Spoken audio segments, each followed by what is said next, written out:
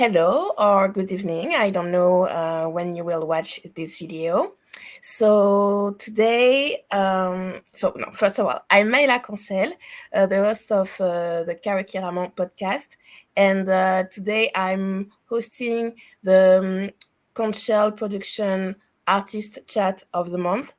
And our guest today is Clarisse Albrecht. So she's an actress. She's also a screenwriter, and I know her from the film Bantu Mama, which was a film from the Dominican Republic, and it won an NAACP award for the best international film. So we are very, very happy to have her with us today, and she will introduce herself. Hello, Clarisse. Hi, yes, indeed, I'm Clarisse Albrecht, that's me. I'm a screenwriter, producer, and actress, and I'm based in the Dominican Republic, where I'm the office manager of a production company services named To Caribbean, and I think that's it, among other things. Yeah. So today's discussion will be about your work in the Dominican Republic and also how you navigated to advance on the American market. And also, we didn't say first, but I'm French. She's French as well. So right now we're speaking in English. So it's very good for me. There's a lot of accent in this interview, right? So let's start with. So we're going to talk about Bantu Mama and the journey, because it has a great journey, and I think it can be really inspiring for other filmmakers on what they can create and what can happen to their films. So when and where did you get the idea to create Bantu Mama?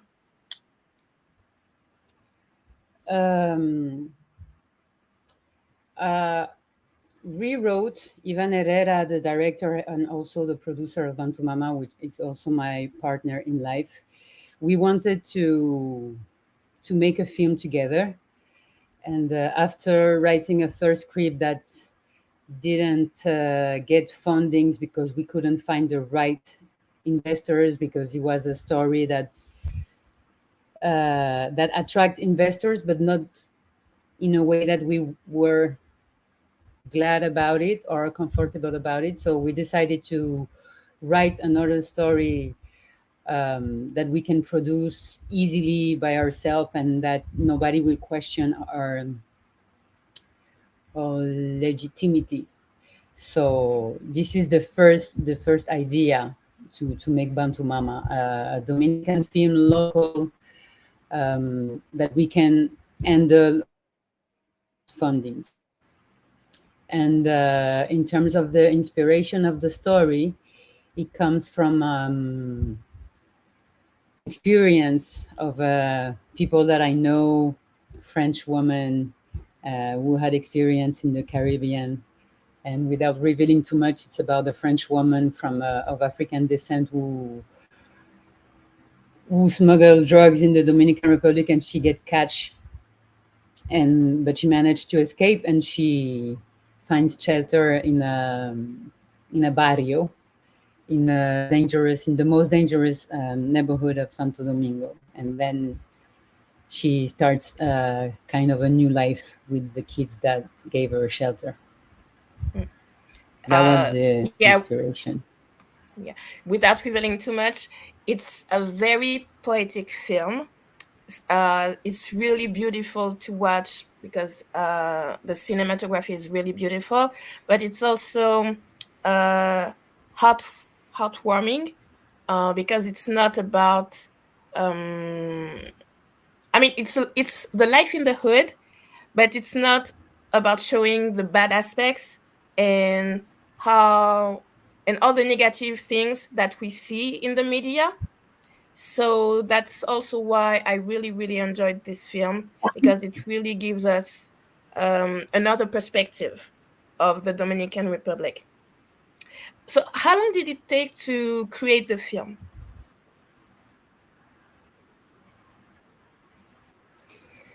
I would say the idea to the release at the first festival, South by Southwest,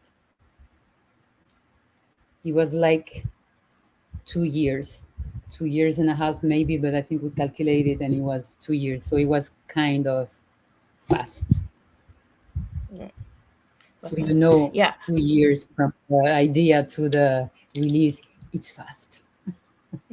And just wondering, because a lot of French Caribbean filmmakers usually do short films before Mm-hmm. they go for a long a feature film. So did you do a few short films before that, or was this project your very first project with Ivan, and you did a feature film right away? Ivana has some experience. He made a couple of short films, but also a feature film, and he has a lot of experience in producing small and big and huge and extremely big productions in the DR. So he has that experience. For me, as a writer, we started to write together a few years ago. So we had that experience. We wrote music videos. We wrote the first script that never happened. So we had different experiences, but I must say that still Bantu Mama was our first big shot. So we didn't have a pre Bantu Mama per se. I mean, outside the experience we went right away to Bantu Mama. We had the idea, we wrote it, we produced it, and we went for And it. you got the film done, yeah. And so can you tell us a little bit more how the American journey of the film, because it went to festivals, it had its premiere, I think, in a big festival, and then you got I let you tell the story. So we submit the film to different film festivals, and we got selected by South by Southwest, which is a great festival. It was really nice, and I must say that we had zero contact there, and they really selected the film because they wanted to select it. We had no pass, no contact, no allies. It has really been selected by Because it itself. was good. Yeah, no, but yeah, I know, but sometimes when you submit, because we submit to other festival and it was not selected, Mm, you know. mm. But the thing is that when you submit, sometimes the challenge is just, it's really like, are they gonna watch it? Who's gonna watch it? Is the person who's gonna watch is gonna have is gonna perceive the potential the film has, or it's also a challenge to just to have somebody to watch your film. Mm. So we had that, and then after the release, he was selected in other film festival. Prior to the release, we signed with a sales agent in Paris, and they submit to other festival. Although we kept on working on our side, and how really the American journey. Well, it started with South by Southwest, but I had contacted Array, but the thing is that when I had their feedback and learned that they were interested in the film, we had already signed with the sales agent in Paris. Oh. So it was very frustrating because then the sales agent sold the film to a American distributor, and he was not making, he was not doing it, anything with the film except putting it on film festival and smaller and smaller, and that's it. So I wrote again to Array, asking them if they were still interested, although the film were already had a distributor in the US, and they told me that they needed the US territory. So we bought the film back to the US distributor. It was not that simple. It was like a long way, like a Mhm. conversation and see, do we have the funding to be able to buy back the film, to negotiate. It's not very common. The distributor was like Yeah. amazed, like, I don't know, it never happened to me. I never had a producer who want to buy his film back. But we did it. We bought it back, and then I contacted again Array, and they took it and they Right. released it. And it was an Yeah. So amazing experience, yeah, to work with them. so I didn't know that, and my take is that in the end you both had a vision for your film, and you didn't let things stop you Mhm. from getting your film out there. So you, because I think the idea of buying back your film, and it was in the end it was a good choice. But I can only imagine all the questions that you have in mind, because it's a lot of money, and you just take the risk. You don't have the answer, you don't know the future, you don't know what will happen, but you just have to trust, you just have to believe. You trust and you believe, but also it was a Ray. I'm not sure we would have done the effort if it was with another distributor. And also the thing is that um, we knew the film had a potential because of the festivals in the United States. We knew that he had an audience in United States, and also we knew that if Array liked the film, it means that he has great potential. And we really wanted to be part of that family, and because like in while making the film, writing it and producing and filming and everything, we had in mind our example was a film. It was the burial of Kojo.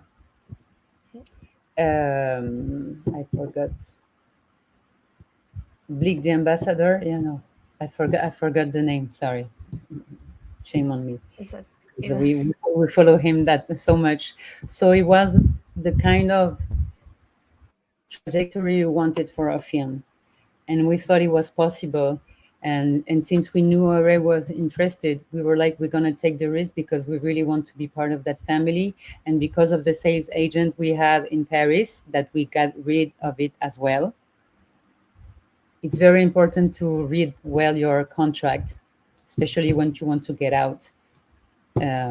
This is how we could get out, because yeah, there were a little thing in the contract that allowed her to leave. So now after having the film back, we really wanted to go with Array because we really trusted uh, what they can do with the film. And the good thing about the sales agent in Paris is that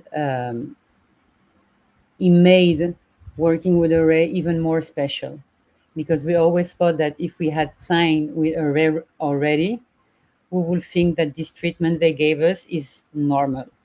It's like the norm in this industry, and it's not. So it allowed us to appreciate it even more. So yes, this is really based on this thinking, like, okay, this is what we're gonna do. We spend so much on the film that we probably will not get back. We will not benefit financially, Mhm. but we are part of this family, and it's a rare who submit the film to the NAACP Major Awards. So it was really, really great. It was really like trusting in the potential, but based not only in intuition, but also on the reception we had, Mm. because we could have moved forward. You know, a lot of director producer, they have their film in the hands of a sales agent who's doing nothing, and then they just move on to the next, and they mourn, and that's it. Mm. Yeah. I think it's very important because I always make the comparison with what's going on in the French Caribbean, and right now they're really trying to film feature long films, and it's very hard for them to get the funding.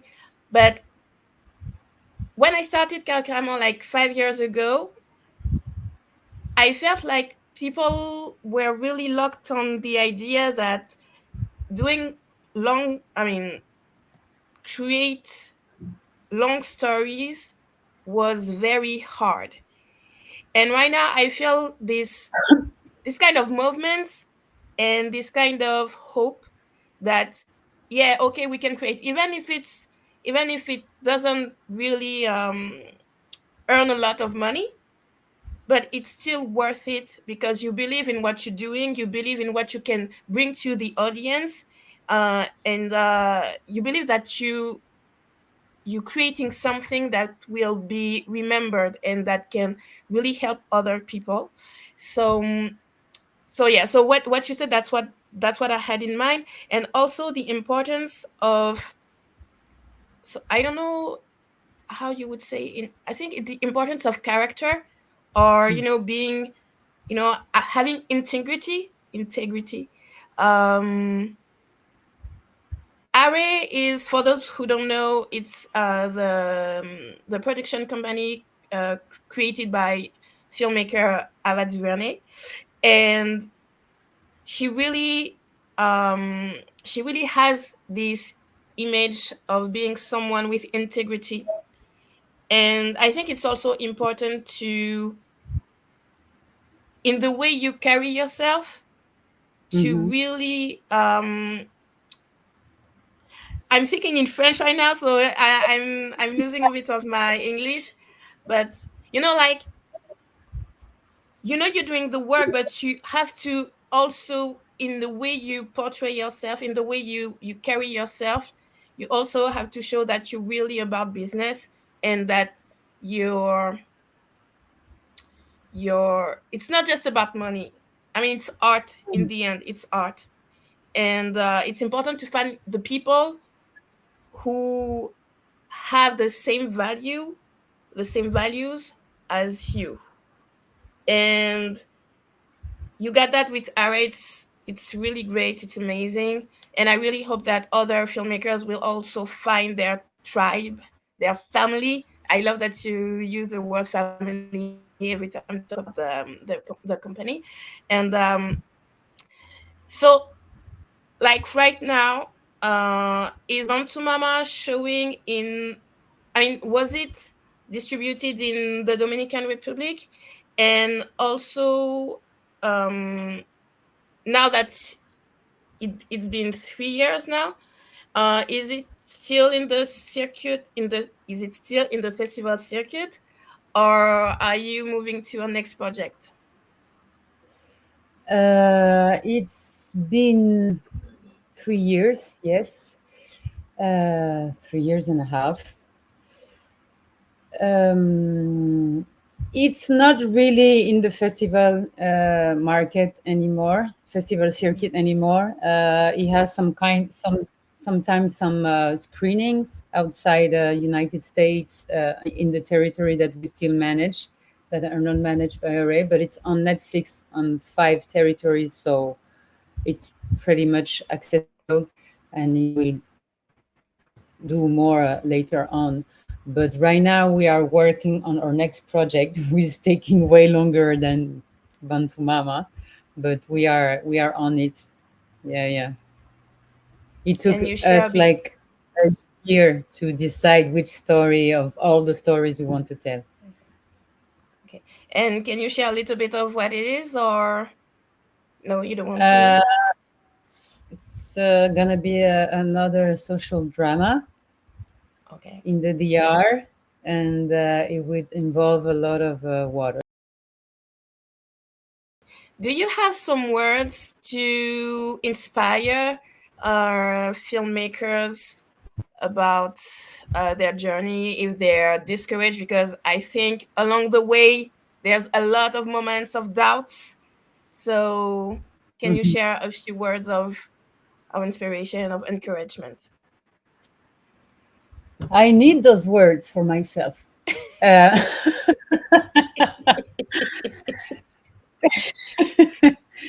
no, I think You that got this, Alice, you got this. You can do it. no, I think that you have to trust the process, and you know we always talk about that, this expression that sky is the limit. Sky is the limit, but it doesn't mean you're gonna aim for the sky right away. You have to take your steps and trust the process. Really, like you're gonna make it. You're gonna make it, and whatever you do, you will find an audience and find comfort or satisfaction in small things. And if you have rejection, have in mind that maybe what you made is not made for the one who we're not gonna like it. It's made for the one who's gonna like it, or maybe it's for the one who's not gonna like it. It's like just keep on, just carry on, but don't get stuck, like stuck, stubborn. Like it's really for yourself. If you believe it, go for it, but don't believe it just to prove other people wrong. Believe it because you believe it yourself. Mm, mm, yeah. Thank you And if so a much, film Clarisse. doesn't get made, you will have another one. Oh, You sorry, don't should sorry. You will have another one. No, I was talking at the same time and it kind of froze. So you have to say it again. Sorry.